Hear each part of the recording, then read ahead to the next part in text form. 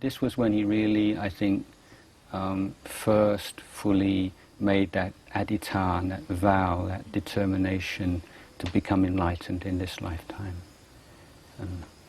You know, when you become a monk in the ceremony of entrance or upasampada, that's part of the ceremony. You know, you declare this determination. But for many people, it's just just a phrase. But this was when he really made that determination that come what may, he was going to put his life on the line. He was going to put everything into it. You know, he was going to give it his best shot, do the very best he could. And so already begin to see this incredible kind of determination that he had. You know, he's very single-minded. When he decided to do something, he'd really go for it. So he was also studying the monk's discipline a lot. This was another part of his personality and his character is very noticeable, particularly in the early days. He was very interested in the monk's discipline and the sila of a monk. And he was starting to study the more advanced textbooks.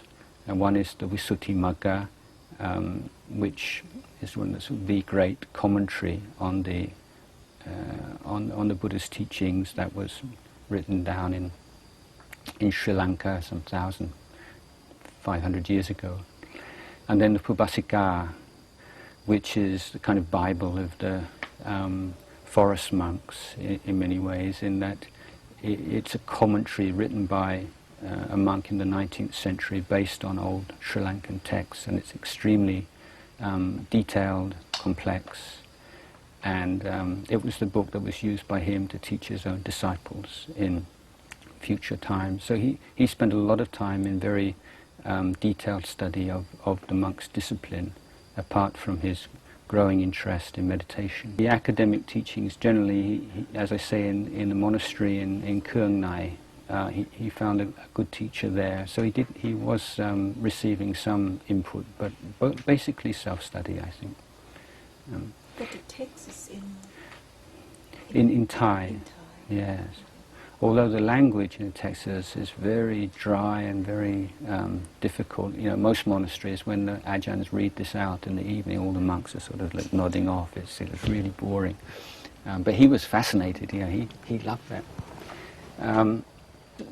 One of the important duties of a young monk in the first 5 years, particularly, is what's called by the Buddha straightening out your views, or developing samadhi, right view, or a clear and correct understanding of the theory of the Buddha's teachings. And so he was absorbing that and sort of integrating it into his whole way of looking at his life and looking at the world. So, you know, in later years when he was teaching, then, although he'd speak in a very down-to-earth, natural style, not at all academic, if you know the theory behind it, you can pick it. Oh yes, he's talking about this, he's talking about that. He's just not using all the technical terms that you would come across in those books, but he's so completely digested it that it's just part of his way of talking. So he went back to his old monastery in 1944 and spent there another couple of years there. And towards the end, he was actually teaching the young monks and novices.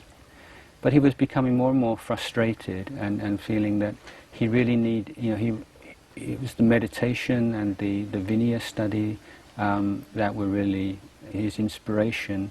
And he felt kind of stagnation in a small village monastery, no real sort of stimulating environment, no